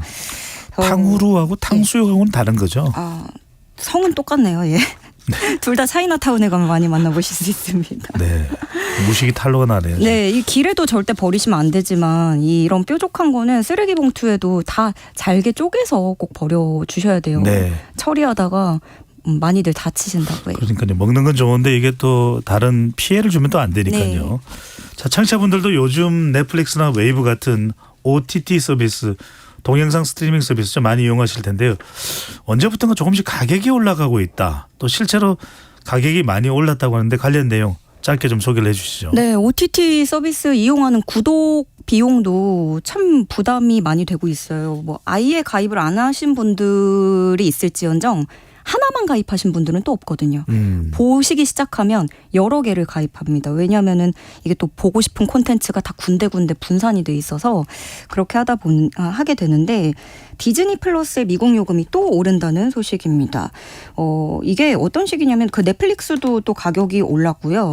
전반적인 추세인데 왜냐하면 이제 OTT 회사들이 플랫폼을 출시를 하면 처음에는 회원부터 모아야 되잖아요. 그러다 보니까 일단 싸게 예, 시작을 해서 마구마구 모으고 그리고 왜 그 OTT 프로그램은 대작이라고 해서 뭐 수백억을 투자해서 우리가 뭐 영화를 만들었다 이런 식으로 하잖아요. 거기에 투자 자금이 다 들어가니까 이제 적자를 메꿔야 되는데 그러다 보면 그거를 고육지책으로 나중에 회원 수가 어느 정도 모이면 야금야금 계속 구독료를 올리는 그런 방식인 겁니다. 근데 여기에도 또 그러면서도 OTT 회사들은 자신감도 있어요. 우리가 아무리 올려도 너희 탈퇴 못할걸? 네, 왜냐하면 OTT에 대한 의존도가 갈수록 높아지고 있기 때문에. 이게 점점 빠져들면 처음에 진입할 때는 싼 가격으로 했다가 점점 이제 가격을 올라가게 되는 거네요. 네, 그래서 미국에서는 신조어도 등장했습니다. 어떤 겁니까? 스트림플레이션이라는 말인데 스트리밍과 인플레이션을 합친 말. 새롭게 등장을 했고요. 저도 좀 몇 개 줄여야 되나 지금 고민을 하고 있습니다. 조은정 평론가는 좀 줄여야 될 것 같기도 해요. 예. 자, 제가 소개받은 것도 여러 개라서 예. 이제는 또 통신비 부담뿐만 아니라 이 OTT 서비스 부담까지도 있을 수 있다라는 이야기까지 들어봤습니다. 오늘 말씀은 여기까지 듣겠습니다. 지금까지 조현정 시사평론가와 함께했습니다. 잘 들었습니다. 네, 고맙습니다.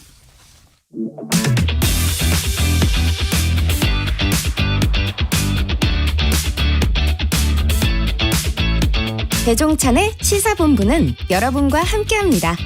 짧은 문자 50원, 긴 문자 100원이 드는 샵 9730. 라디오 어플 콩과 유튜브는 무료로 참여하실 수 있습니다. Hit me and don't make me strong.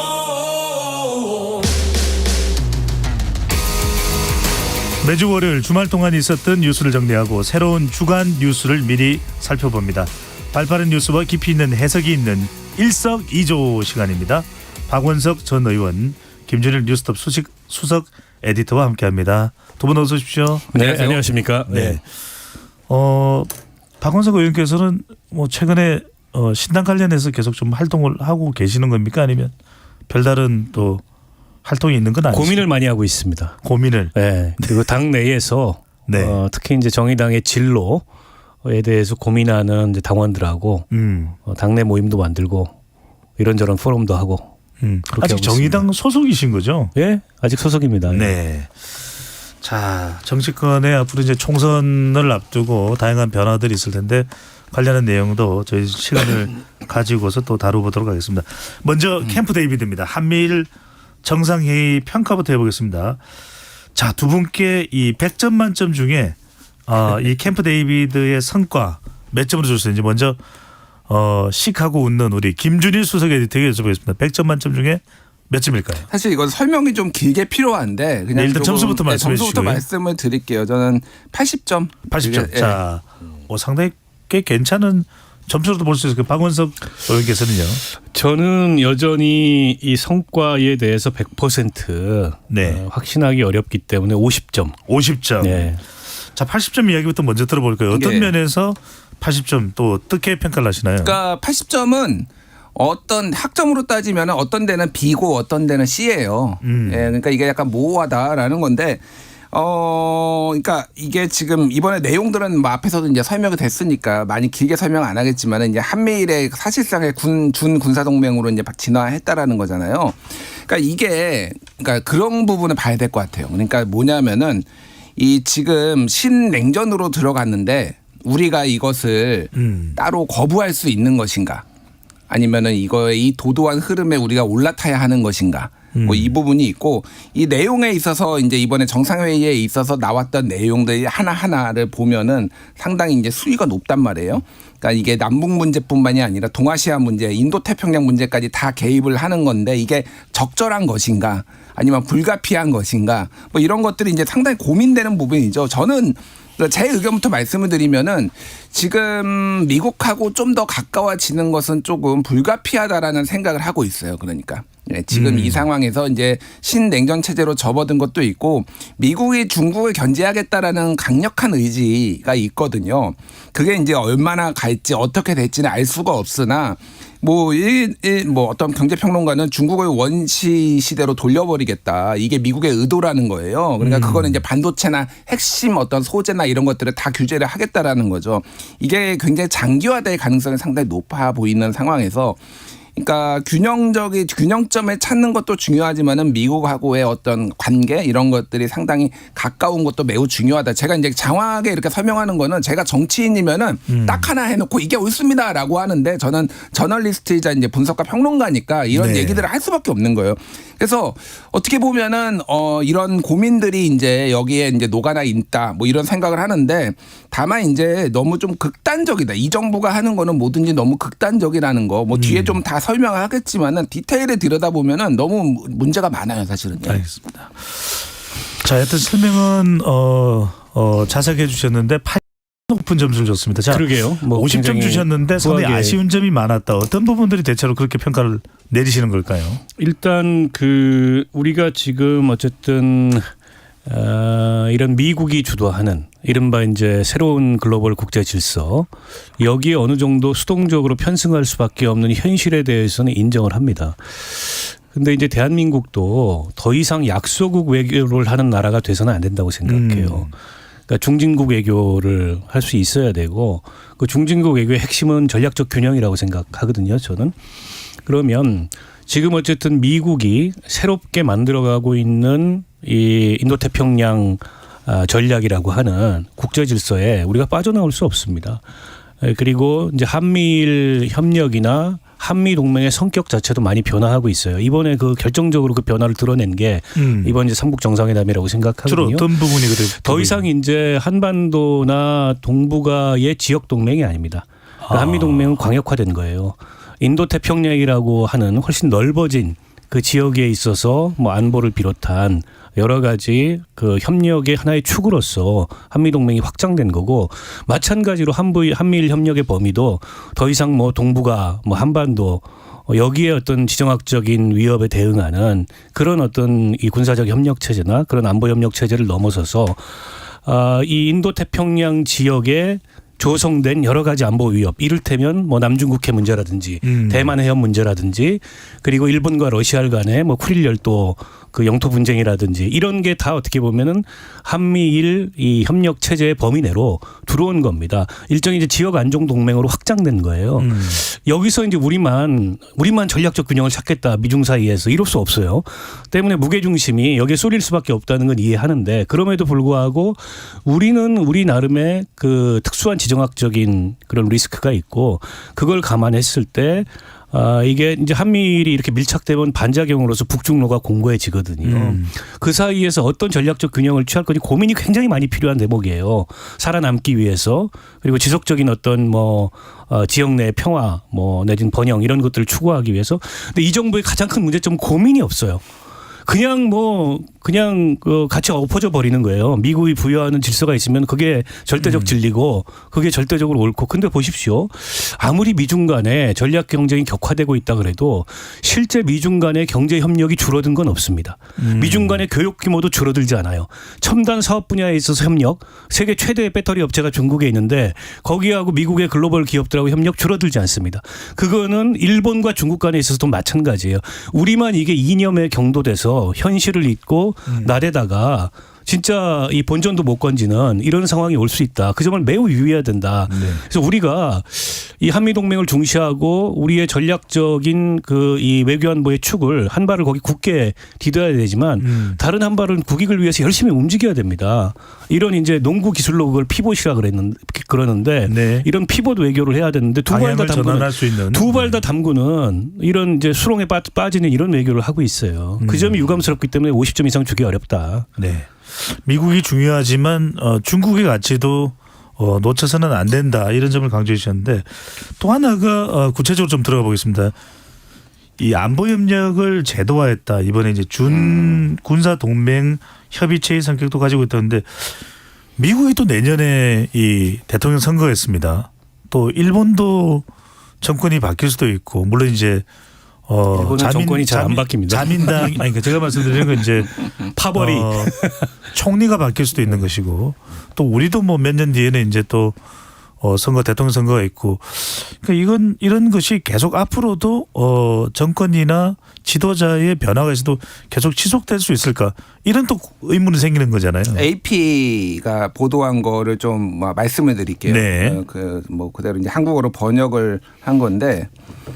바이든의 이거의 초점은 협력을 제도화해서 미래의 지도자들이 되돌리기 어렵게 만드는 것이다. 라고 이제 얘기를 한 거죠. 왜냐하면은 한국 대통령은 단임제고, 일본은 내년 9월에 미국은 내년 11월에 이제 뭐 총선이나 대선이 있으니까요. 자, 문제는 한국에서 극좌파가 대통령이 되거나 울트라 레프트라는 표현을 썼어요. 일본에서 극우파가 총리가 되거나 미국에서 트럼프와 같은 인물이 대통령이 된다면 모두 물거품이 될 수 있다. 이게 이제 AP가 보도를 한 거예요. 그래서 이 우려에 대해서도 이제 나오고 있어요. 사실. 그러니까 미국에서는 굉장히 이번 한미일 평가를 높이 평가했어요. 회의를 높이 평가하는 이유는 미국이 오랫동안 바래왔던 일이거든요. 일본만으로 안 된다. 한국도 끌어들여라. 그래가지고 중국 포위하고 러시아 포위하고 그래서 일부 미국에서는 다 얻었다고 생각을 합니다. 근데 여기에서도 이 불확실성, 불안정성에 대해서는 인정을 한 거니까 어쨌든 조약 뭐 이걸로 이제 수준으로 이제 만들려고 했던 건데 저는 이번 정상회의에서 가장 높이 평가하는 부분이 이 부분입니다. 뭐냐면은 미국이 이거를 의무로 군사 개입 자체를 의무로 하려고 했는데 이거를 의무가 아니라 협의로 했다. 우리가 강력하게 반대해서 협의를 했다라는 거예요. 아. 그래도 정권에 멀쩡한 제정신 가진 사람들이 있구나. 무슨 얘기냐면은 윤석열 대통령의 스타일이라면은 이거 그냥 의무로 가자 의무로 미국이 하자고 해서 받았을 거예요. 네. 그런데 아마 참모들이거나 외교부나 뭐 국방부나 이런 데서 이거 의무로 하면은 그러면 일본하고 러시아하고 뭐 분쟁이 일어나거나 아니면은 일본하고 중국하고 분쟁이 일어났을 때 우리가 개입해야 됩니다. 이거 위험합니다라고 누군가 제동을 걸었다라는 증거예요. 사실은 그래서 야 대통령 때문에 이렇게 막 흔들려도 제정신을 가진 참모들이 있다라는 거에 좀 희망적인 걸 봤어요. 개인적으로. 80점을 준 이유가 여기에 있군요. 뭐 여러 가지로 그나마 뭐 이제 평가를 할 수 있는 부분이 그래서 되게 위험하고 이 제도화가 되게 불확실해요. 사실은 이게 어떻게 될지 모릅니다. 지금 당장 내년 대선에서 트럼프가 될 수도 있거든요. 트럼프는 또 안티 바이든이에요. 안티 민주당. 그럼 다 뒤집어 엎을 수 있습니다. 네. 자, 이 대목인데 결과적으로 이번 이 캠프 데이비드 한미일 협의 내용을 보면 중국과는 거리를 더 두고 일본과 가까워진다는 것인데 미국 일본과 우리가 일본과 가까워진다라는 것은 지금 여론도 완전히 수긍하거나 공감하지 못하는 부분이거든요. 이 부분이 앞으로 어떻게 될까요? 그러니까 이게 이제 외교 안보 그 정책이라고 하는 것도 본질적으로 보면 국민적 동의 공감대라는 게 중요합니다. 물론 국내 정치처럼 그걸 갖다가 너무 의식해서 실제 굉장히 중요한 국익의 문제를 그리쳐서는 안 되겠지만 국민적 동의와 공감대와 합의가 없는 이런 대외 전략이라는 건 또 취약할 수밖에 없어요. 이게 그럼 정권이 바뀌고 나면 다 물거품이 아까 이제 그 AP통신에서 물거품이라는 표현을 썼다고 하는데 그렇게 될 수도 있는 거죠. 미국도 사실은 그런 위험은 굉장히 커요. 왜냐하면 미국 대선이 당장에 내년 연말에 있고 바이든 대통령의 재선 여부를 확신하기 어려운 상황이에요. 게다가 이제 트럼프라는 굉장히 좀 희한하긴 하지만 상당한 이제 정치적 영향력이 있는 그런 공화당의 후보도 있기 때문에 저는 그래서 지금 한일 간의 관계가 밀착되는 것에 상응하는 혹은 우리가 넘어야 할 그런 국내적 문제가 굉장히 많다고 생각해요. 근데 그걸 이제 헤아려야 되는데 현 정부가 너무 서두르고 너무 거칠고 너무 어떻게 보면은 이런 그 한일 간의 그 역사적 문제나 그에 대한 국민 감정을 고려하지 않는 그런 일방적인 정책을 펼치고 있는 게 사실은 대외 전략에 있어서 대외 정책의 설득력을 오히려 거꾸로 떨어뜨리는 측면이 있는 거죠. 그러니까 지금 이번에 그 이런 안보협력 제도화 수준을 보면은 이거는 군사적으로 과거에 비해서 일체화 정도가 굉장히 높은 겁니다. 그러니까 미사일 감시 체계를 거의 실시간으로 공유한다는 건데 한미일 간에. 네, 한미일 간에. 근데 미사일은 그 순식간에 이 감지가 돼야 되고 순식간에 대응을 해야 됩니다. 그 얘기는 거꾸로 얘기하면 뭐냐면은 그에 대한 대응 체계도 미리 만들어 놓겠다. 일종의 교전 수칙 같은 것들을 한미일이 공유할 수 있는 그런 어떤 공동의 교전 수칙 같은 걸 만들어 놓겠다라는 의미이거든요.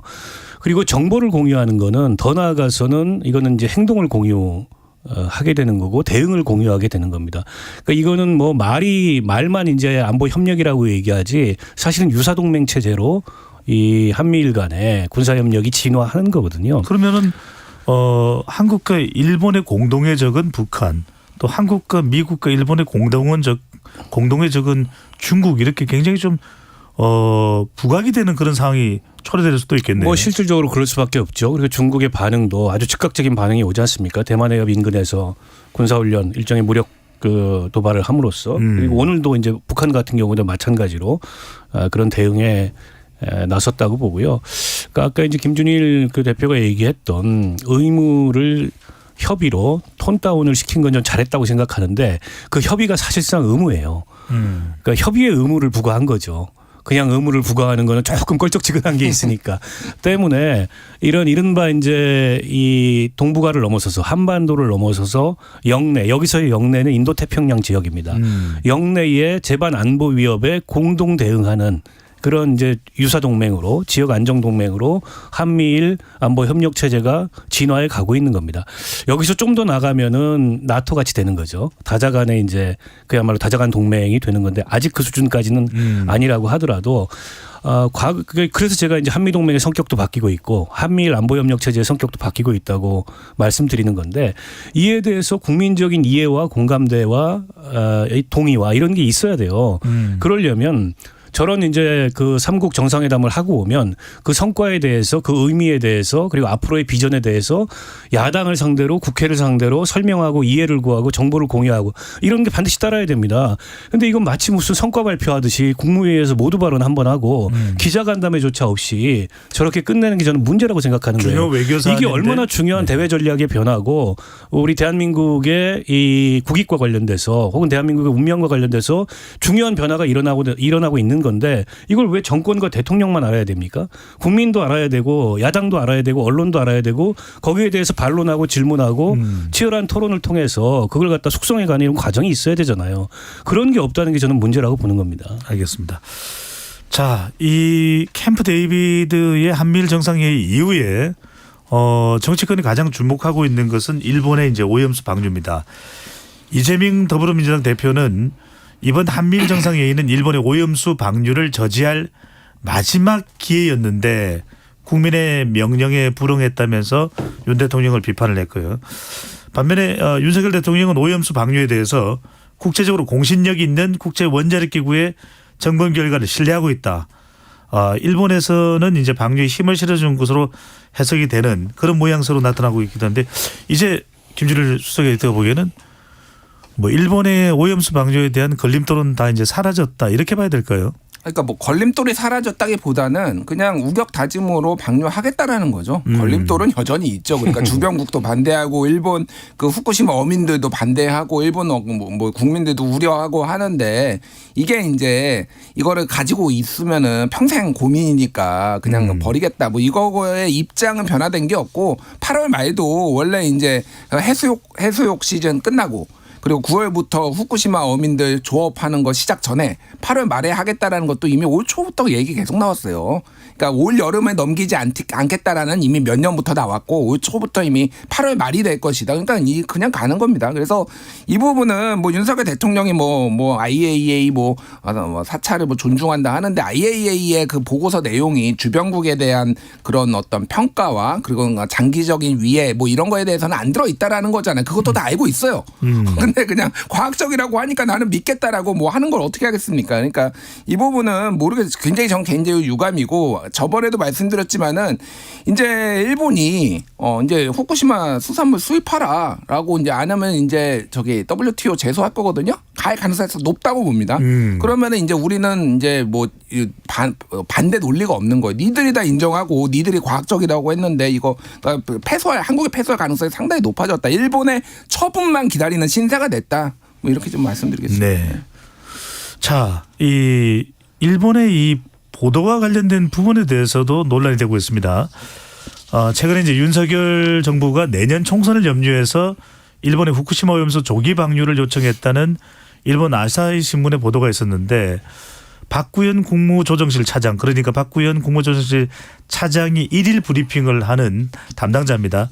그런 사실이 전혀 없다 이렇게 부인을 했는데, 민주당에서는 이런 이야기를 합니다. 국내 언론에 대해서는 그렇게 정정 보도하라고 이야기를 많이 하면서 왜 일본 언론 보도에 대해서는 주장하지 않느냐, 이 부분은 어떻게 보십니까? 글쎄요, 왜 안 할까요? 그 과거에 박근혜 정부 때는 산케이 신문이 기사를 잘못 썼다고 산케이 신문 기자를 상대로 고소고발도 하고 뭐 했던 적이 있었지 않습니까? 재판까지 갔었죠. 이 아사히 신문의 한국 특파원을 오래 했던 기자가 아마 이 보도를 썼는데, 아예 근거가 없진 않겠죠. 그게 뭐 밥자리에서든 술자리에서든 여권이나 대통령실 정권 관계자로부터 그 비슷한 얘기, 그게 일부에서 나온 그런 어떤 뭐 희망적 사고일 뿐이라고 하더라도 언론한테는 다 빌미가 되는 거거든요. 네. 그리고 자기 나름의 이제 크로스 체킹을 거쳐가지고 기사를 썼을 겁니다. 뭐 일본 언론을 상대로 우리가 할 수 있는 게 많지는 않아요, 정부가. 그러니까 아마 정정 보도를 요구하고 항의하는 것 정도일 텐데 그게 사실이 아니라면 그 정도의 최소한의 액션은 했어야죠. 지금 여권 관계자들은 다 그냥 일본 그 아사히 신문의 뇌피셜이다. 근데 아사히 신문이 그렇게 허접한 언론은 아니거든요. 분명히 어떤 근거 없이 보통 기사를 잘 작성하지는 않지 않습니까? 그렇죠. 일본의 어쨌든 정론지고 최소한의 그 취재, 보도, 그다음에 크로스 체크를 거쳤기 때문에 그걸 기사화 한 거일 텐데 아니 그에 대해서 그러면 사실이 아니라면은 우리 정부의 어떤 항의나 이런 뭐 행위가 있어야 되는데 전혀 그런 게 없다는 것도 저희가 보기에는 좀 납득하기가 어렵고요. 물론 뭐 그런 얘기를 실제 여권 관계자든 대통령실 누군가가 했을 가능성이 있느냐 알 방법이 없죠. 그거 어떻게 알겠습니까? 아사히 신문 그 취재 기자가 뭐 취재원이 취재원을 밝히지도 않을 거고 다만 이 문제를 둘러싼 그러니까 후쿠시마 오염수 방류 문제를 둘러싼 정부나 여권의 기존까지의 전반적인 태도가 저런 보도가 나오면은 그랬을 것 같다라는 인상을 국민들한테 주는 거예요. 네. 그 태도가 있기 때문에 저런 인상을 주는 거지 그런 태도가 아니고 여기서 우리 정부나 여당이 원칙을 지키는 그런 아주 까다로운 태도를 보였다면은 저런 보도가 나왔다고 한들 국민들도 그렇게 짐작을 하겠습니까? 저게 이제 오보라면은 그에 상응하는 대응을 하는 게 저는 맞다고 봐요. 그게 또 우리 스스로 일본 후쿠시마 오염수에 대한 더 당당한 모습일 수도 있을 테고요. 네. 네. 요거 하나만 말씀드릴게요. 네. 저는 요거 들으면서 직원조기가 생각나더라고요. 뭡니까? 그 이명박 대통령이 예전에 그 지금은 곤란하다 조금만 기다려달라 일본 2008년에 G8 정상회담에서 일본이 독도 문제 다케시마 문제를 교과서에 싣겠다라고 하니까 일본 총리한테 가가지고 지금은 곤란하다 조금만 기다려달라 얘기를 했다라는 거가 이제 아사히 신문, 요미우리 신문 뭐 엄청 많은 일본 언론에 나왔었어요. 이명박 정부 때요. 이명박 정부 때 이제 그래서 이게 완성어로 직원족이라고 이제 뭐 네티즌들이 많이 씁니다. 지금은 곤란하다 조금만 기다려 달라. 근데 이제 그때 이명박 정부의 주장은 이거였어요. 사실 아니다. 근데 일본 언론에 어떤 조치도 취하지 않았습니다. 근데 2012년에 그 위키리크스 그러니까 문서들이 폭로가 됐는데 그때 주일 미국 대사관이 이제 문서로 썼는데 그때 이명박 대통령이 홀드백이라고 얘기를 했다라는 게 거기에 이제 적혀 있어서 이제 사실이었다. 직원족의 사실이었다. 뭐 이렇게 그러니까 일본 언론이 그렇게 허접하지 않아요. 네. 허접하지 않습니다. 말씀하셨다시피 상당히 정확하고 요미우리 신문은 한국의 조선일보 같은 데고요. 예를 들면 아사히 신문은 한국의 뭐 한겨레나 뭐 이런 경향신문 같은 데요. 나름 정확합니다. 그러니까 이게 뭐가 있었으니까 이렇게 나온 거예요. 네. 그러니까 저는 일본 언론을 더 신뢰하는 게 참 슬프지만은 일본 언론은 신뢰하겠습니다. 저도 짧게 부연을 하면은 네. 그러나 일본 언론은 국내 정치 문제가 아닌 이 대외 전략 내지는 대외 관계 문제에 있어서는 철저하게 일본 정부 편입니다. 때문에 우리 정치인들이나 우리 정부 관계자들이 빌미를 주는 순간에 저렇게 나가요. 그렇죠. 여과 없이. 그러니까 지난번에 한일 정상회담 일본에서 하고 나서도 뒷얘기가 막 나왔잖아요. 일본 언론을 통해서. 그게 일본 정치인들 입을 통해서 나온 거거든요. 일본 정치인들한테 우리 정치인들이 대통령이나 빌미를 줬는지 안 줬는지는 몰라요. 허나 어쨌든 일본 정치인들 입을 통해서 나온 걸 가지고 우리 정부를 공격하는 보도가 일본 언론을 통해서 엄청 나왔거든요. 그러니까 일본 언론의 그런 속성도 또 한편으로 우리가 감안을 해야 된다. 그러니까 뭐 근거 없이 허위 보도를 막 하진 않지만 대외 관계에서는 철저하게 일본 정부하고 입장을 같이 합니다. 대외 정책에 대해서는 철저하게 일본 정부와 맥을 같이 하고 있다. 자, 이보다도 이제 김준일 평론가가 이야기한 지곤조기 지금은 곤란하니까 조금 기다려달라. 유행어가 되겠네요. 이미 오래전에 유행어였어요. 네. 제가 좀 느려가지고요. 네. 탕후루도 아직 못 먹었고. 자, 이 이동관 장관 후보자 이야기로 넘어가 보겠습니다. 오늘이 이제 청문 보고서 채택 시한이라고 하는데, 자, 우선 두 분께 이동관 방송통신위원장 후보자가 적격인지 부적격인지 먼저 말씀 주시고 또 그렇게 보는 지점이 무엇인지도 함께 이야기를 해주시면 좋겠는데 먼저 김준일 수석이 드리는 적격 부적격 또 가장 그렇게 보는 이유는요? Absolutely 압도적으로 네. 절대적으로 부적격이죠. 아니, 그러니까 그냥 쉽게 얘기해서 이분만큼 다양한 의혹이 나온 분이 지금 이 정권에 있나? 이 정권에 부적격이 진짜 많았지만 이분은 안 빠지는 데가 없어요. 지금 뭐 언론 장악 이를테면은 뭐 아들 학폭 뭐 무마 의혹 등등 그것부터 해서 본인 동아일보 입사도 지금 뭐 군대에 있을 때 했다라는 거 아니에요. 그것도 뭐 이제 군법 위반인 혐의가 있는 거고 재산 증식 문제 뭐 그 농지법 위반 등등등 해서 셀 수가 없습니다. 그러니까 정말 이 정권에 잘 맞는 이 정권의 대표하는 인사구나. 예, 어떤 의혹이 있어도 무한 쉴드가 되고 무조건 임명을 할 수 있겠구나. 뭐 이런 거의 상징 아닐까요? 그래서 저는 절대 부적격이지만은 무조건 임명할 거다. 윤 대통령이. 예. 박원순 의원께서 적격 부적격 가장 그렇게 보는 큰 지점. 앱솔루트리 부적격이라고 얘기했는데 네. 저는 그 입장에 동의하고요. 청문회에서 보였던 모습. 그러니까 자진 사퇴할 용의가 있느냐 점심 먹으면서 생각해 보겠습니다. 이동관 후보자가 좀 돌직구 스타일이래요. 애둘러 가지 않고 자기 하고 싶은 말 다 한다고 하는데 그럼에도 불구하고 청문회에 선 증언대에 선 피청문자가 국민을 대표해서 묻는 국회의원한테 저런 식의 깐죽거리는 태도를 보인다는 것 자체가 저번에 모든 것을 저는 그게 보여줬다고 생각합니다. 청문회 따위는 아랑곳하지 않고 또 여기서 논란이 되고 있는 그런 검증에 내용 따위는 아랑곳하지 않고 어쨌든 나는 방통위원장이 됐다. 개돼지들이 떠들거나 말거나. 될 거다. 네. 저는 이런 그 세계관을 갖고 있는 사람이라고 생각해요. 때문에 그런 세계관을 갖고 있는 사람이 방통위원장이 되면 예상했던 대로 과거에 했던 대로 똑같이 할 겁니다. 그게 우리 공영방송을 포함한 언론 환경을 훨씬 더 나쁘게 만들 거기 때문에 전혀 부적격자라고 봅니다. 네. 자, 시간이 많지 않아서 이번엔 민주당으로 가봅니다. 민주당은 이재명 대표 앞으로 이제 향방이 어떻게 될지 검찰 소환 이후에 구속영장 청구에 대한 또 체포동의안 처리 문제인데 상당히 친명 비명계 신경전이 벌어지고 있다고 합니다. 체포동의안이 회기 중에 오면 부결시키자는 말도 나오고 있다는데 민영배 의원은 투표를 거부해서 당과 이 대표를 지키자 이런 이야기를 한다는데 자, 민주당의 지금 주장이 되고 있는 이런 전략 김준일 에디터는 어떻게 보십니까? 일단 실현 가능성은 제로라고 보고요. 일단은 왜냐하면은 그러면 민주당의 과반수가 이상이 나와가지고 많이 그거보다 국민의힘은 자리를 지키고 있을 테니까 과반수가 아니라 민주당 전체의 한 80%가 떠야 돼요. 국민의힘이 자리를 지키고 있다고 본다라면은 그러니까 이게 가능하냐? 그러니까 지금 이 주장에 동의하는 친명이랄지라도 이 주장에 동의하시는 분들은 많지 않을 거예요. 그러니까 저는 민영배 의원이나 뭐 정청래 의원이나 이런 분들이 자기 정치를 하고 있다. 그러니까 소위 말해서 이제 친명 뭐 이제 뭐 지지자들 강성 지지자한테 나 이렇게 진짜 당을 위해서 이재명을 위해서 열심히 하는 사람이야를 보여주는 거고 또 하나는 이재명 대표가 약속을 했잖아요. 영장실질심사 아니라 체포동의안 뭐 이제 거부하지 않겠다. 영장실질심사 받겠다라고 사실상 약속을 했으면은 이렇게 되면은 망합니다. 이재명이.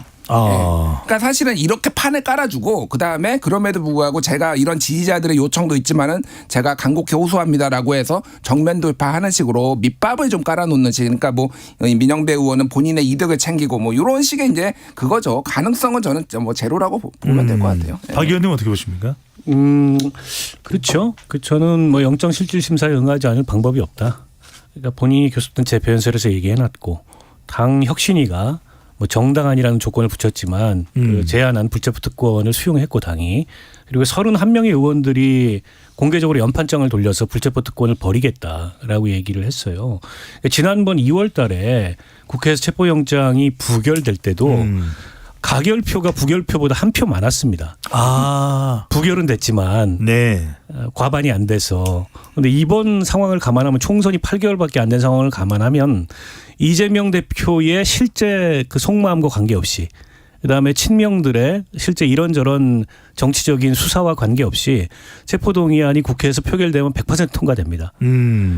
통과된 뒤에 그러면은 영장실질심사에서 어떤 결과가 나올 건지 그게 어떤 정치적 후폭풍을 불러올 건지 그건 뭐 지금 예단할 수 없죠. 네.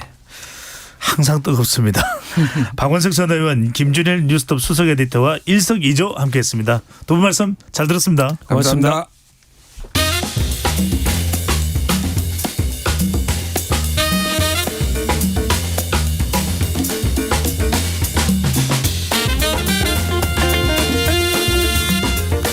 세계 곳곳의 국제 뉴스를 꼼꼼히 살펴보는 국제본부 시간입니다. 이 부분과 함께하면 모든 국제 뉴스가 손쉽게 이해가 됩니다. 문희정 국제시사평론가와 함께합니다. 어서 오십시오. 네, 안녕하세요. 네, 국내 정치 이슈도 참 많다 이런 생각이 드는데 네. 국제 뉴스도 만만치가 않네요. 국제 뉴스는 일단 국가가 너무 많으니까요. 제가 처음에 국제정치 평론가 되고 나서 진짜 힘들었던 게 그 200개가 넘는 나라들 중에서 뉴스가 터질 때마다 그 나라에 대해서 각각이 다 공부를 하는 게 가장 힘들었습니다. 네, 예. 그 복잡한 세상 이야기를 이렇게 쉽게 설명해 주는 분이 계시다니 바로 그 사람이 문희정 평론가입니다. 감사하고요. 여러분 꼭 기억해 주십시오. 예, 가장 쉽게 설명해 드립니다. 국제정치. 네. 예. 오늘 PR을 많이 하시네요. 네, 저기 잘릴까 봐. 네. 저도 두려워요. 아, 예. 자, 한미일 정상회담 얘기부터 해봐야 될 것 같은데. 네. 자, 3국이 협력 강화하고 정례하기로 약속했죠. 오늘 이야기는 많이 다뤘으니까 많이, 예, 좀 하셨죠. 핵심적인 내용을 말씀 주신다면요. 네. 자, 문서 3개를 채택을 했어요. 첫 번째가 3자 협의에 대한 공약, 그리고 두 번째가 이 캠프 데이비드 원칙. 이게 뭐냐면 장기적인 지침을 담은 겁니다. 그리고 세 번째가 캠프 데이비드 정신. 이거는 이제 구체적인 협력 방안을 담은 건데요. 뭐 앞서서 계속 말씀을 들으셨겠지만 3국 정상회의가 안보 협의체 수준으로 탈바꿈이 됐다. 뭐 준군사 동맹이다. 뭐 이런 얘기까지 지금 나오고 있는 상황이죠. 한마디로 얘기하면은 미국의 인도 태평양 전략의 꿈을 실현했다. 이렇게 표현을 할 수가 있습니다. 공동 성명을 제가 읽어보면서 가장 충격을 받았던 대목이 뭐냐면 중국이라는 나라를 직접적으로 거론하고 있는 부분이었어요. 사실 어느 한 특정 국가를 겨냥하는 것 자체가 다자간 정상회의에서 공동 성명에 그렇게 거론하기가 쉽지 않은 게 외교적 분쟁이 당연히 따라오는 부분이기 때문이거든요. 그런데 그거를 감안을 하고 의도하고 사실은 저는 넣었다 싶을 정도로 굉장히 중국이 민감해할 만한 남중국해라든지 대만 해역 그냥 직접적으로 다 거론을 했습니다. 이게 뭐냐면은 한국과 일본을 끌어들여가지고 중국을 철저히 배제하고 봉쇄하겠다라는 미국의 인도태평양 전략이 그대로 구현이 된 거라고 말씀을 드릴 수가 있습니다. 네. 자, 중요한 건 이제 미국의 또 외신들이 미국 내의 언론 또 외신들이 네. 어떻게 이 한미일 정상회의 관련해서 평가를 하는지도 중요할 텐데요. 일단 미국 언론들 같은 경우에는 이 정상회의가 열리기 전부터 바이든 대통령이 엄청난 외교적 성과를 거뒀다라는 부분을 부각을 시켰는데 뭐가 도대체 외교적 성과냐. 한국하고 일본은 역사적인 배경 때문에 절대로 함께할 수 없는 나라였는데 그 두 나라를 바이든 대통령이 묶어냈다라는 부분을 굉장히 부각을 시켰습니다. 사실 바이든 행정부가 내년 대선을 앞두고 이렇다 할 뭐 정책적 성과가 전혀 없습니다.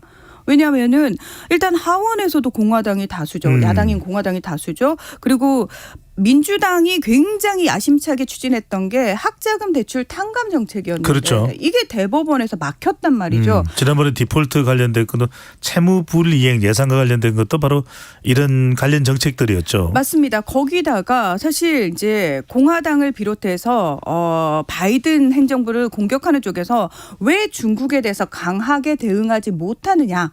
이 부분을 상당히 부각을 시켰었거든요.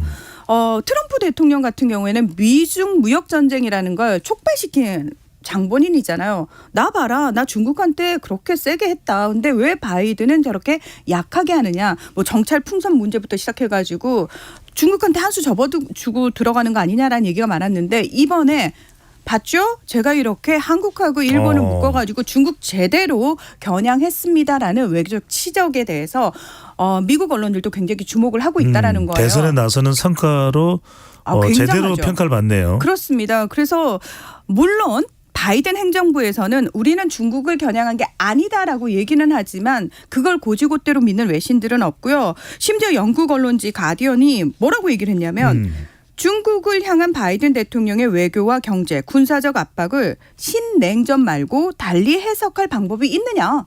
라고 물었고요. 그리고 일본 아사히 신문도 삼국 결속 강화의 진정한 목적은 중국에 대한 군사적 대응이라는 점이 명백해졌다라고 명시를 했습니다. 그러니까 이제 오바마 대통령도 이 정도로 대중 견제를 하진 않는데 같은 민주당 정부인데 당시 이제 부통령이 지금의 바이든 대통령이었고요. 그렇죠. 자, 중국의 반발이 어떤지 중국의 동향 반응 궁금합니다. 일단 중국도 정상회의가 시작되기 전부터 관영 매체와 그 외교부 대변인의 입을 빌어가지고 계속해서 비판을 했죠. 뭐 신냉전 부추기고 지역 안정 평화 해치는 행위다. 한국을 향해서는 눈에 진흙탕에 끌려 들어가는 거다라고 얘기를 했는데요. 아니나 다를까 이번에도 그 황구시보가 정상회의 직후 사설에서 아시아에서 한국과 일본이 미국을 위해 보초를 선 대가가 매우 클 거다. 라고 얘기를 하고 있고요. 신화통신도 결국은 냉전의 망령을 되살릴 수 있는 위험한 도박을 미국에 했다. 그러면서 미국은 양의 탈을 쓴 늑대다. 예.